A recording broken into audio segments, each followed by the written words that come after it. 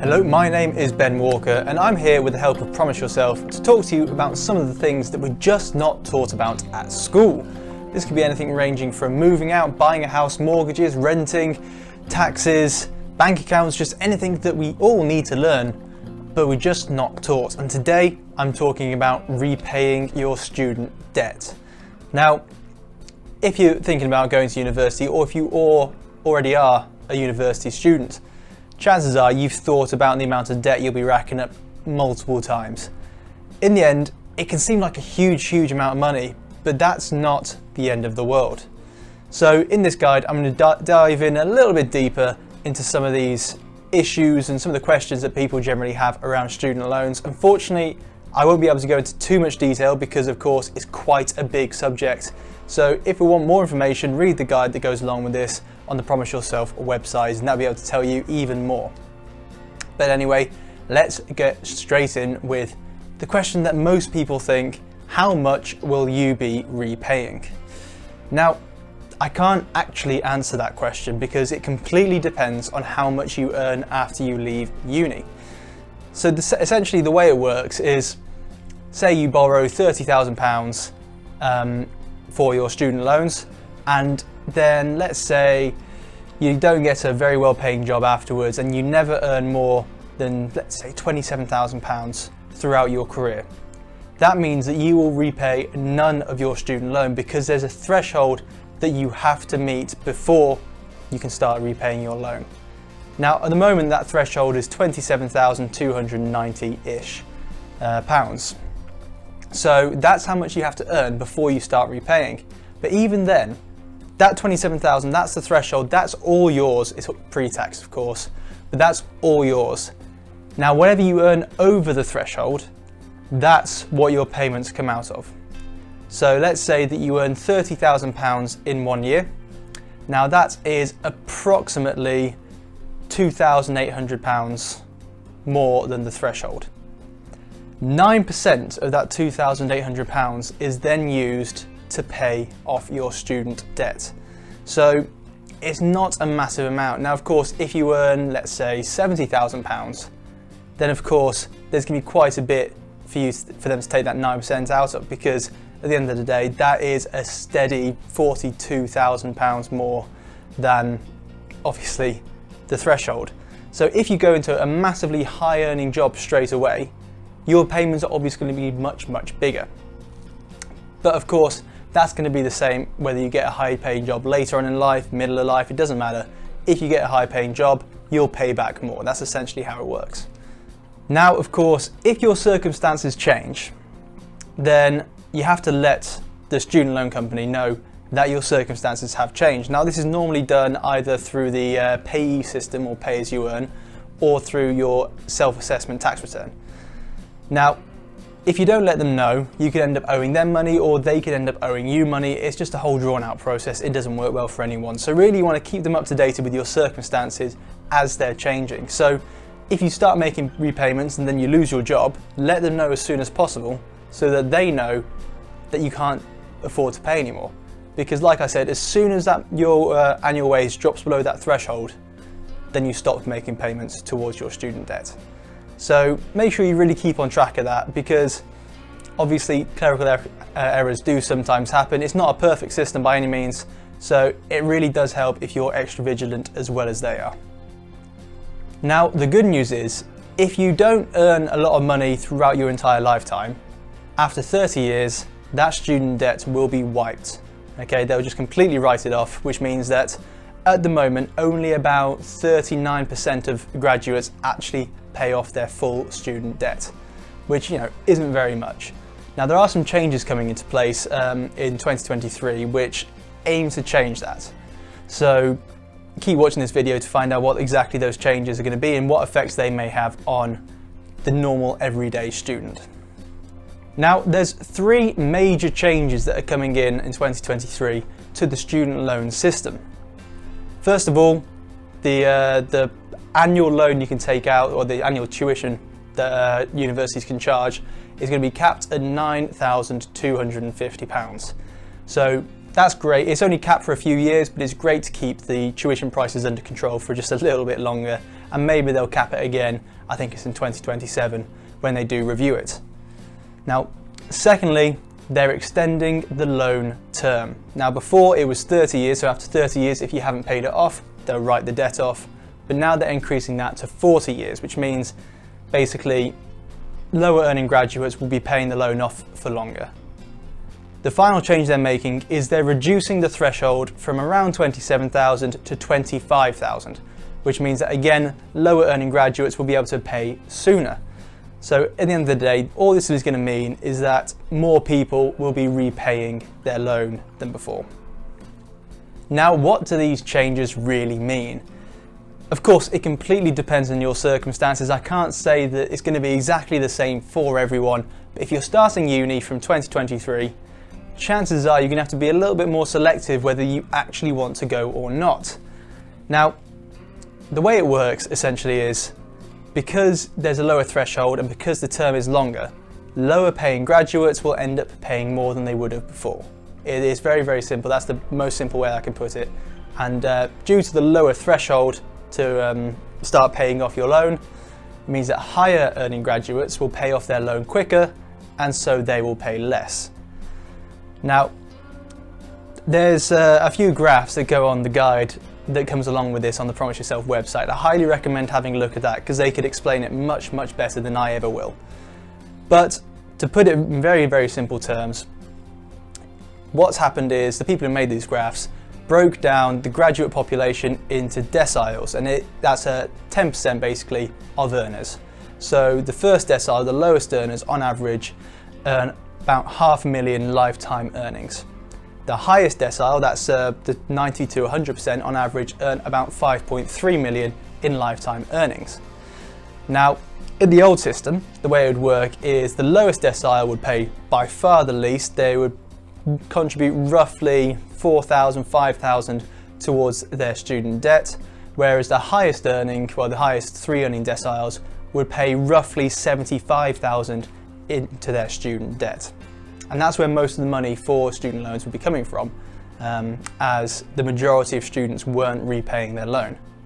However, with the new system, everyone from the fourth decile onwards will be paying around £50,000, £55,000 back, which means that at the end of the day, the lowest earning students or graduates will be paying more, the highest earning graduates will be paying less.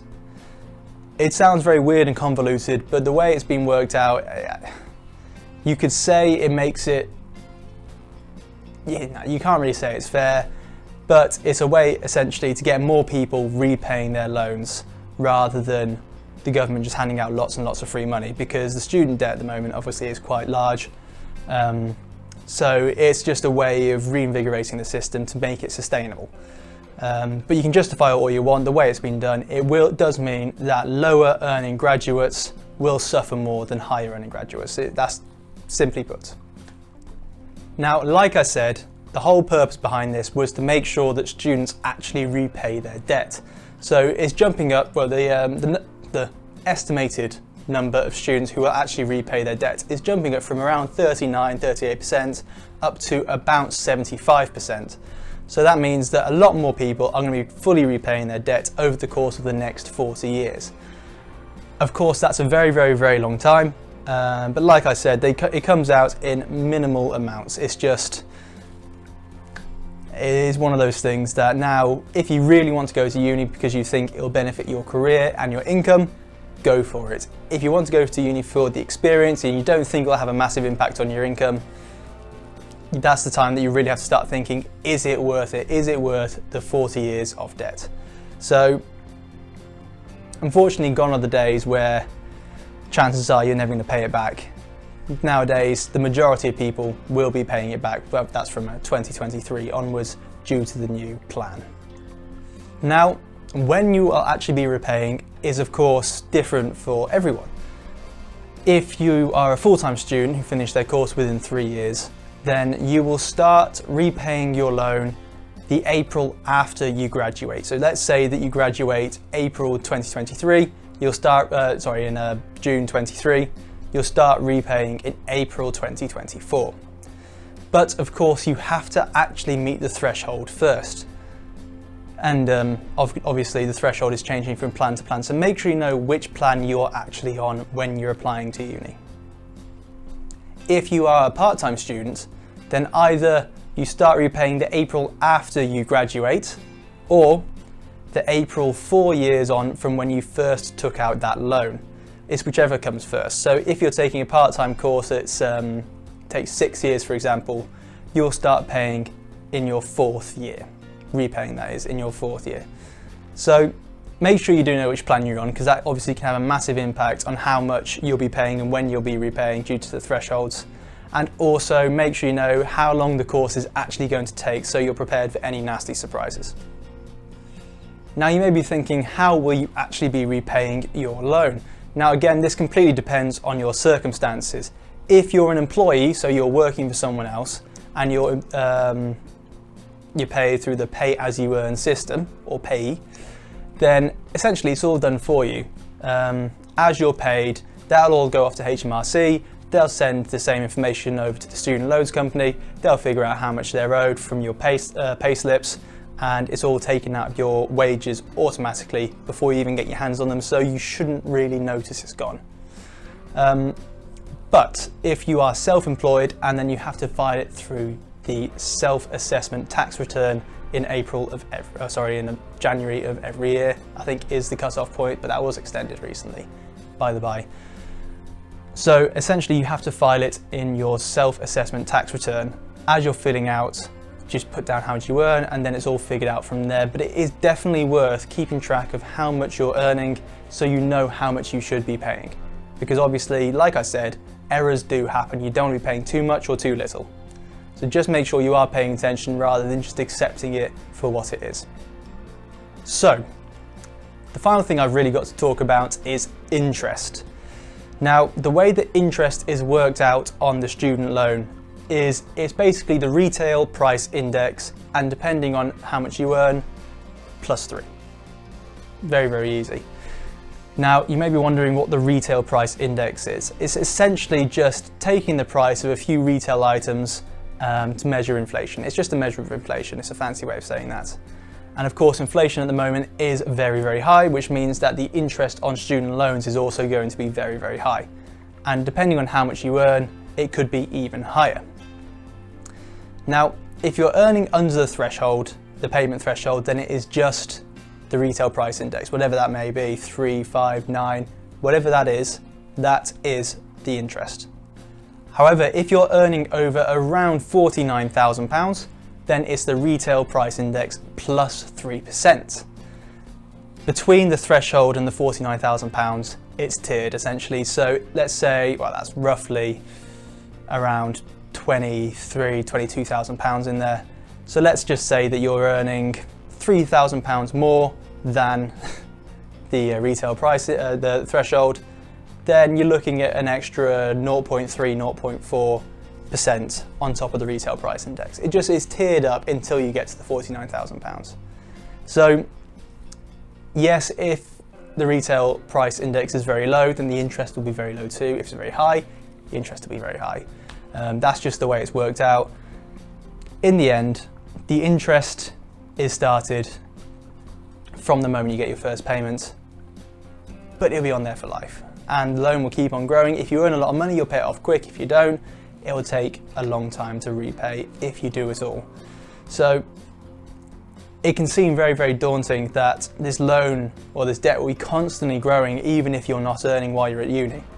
So just make sure you understand all the risks and complications that could come with having this massive, massive loan over your head.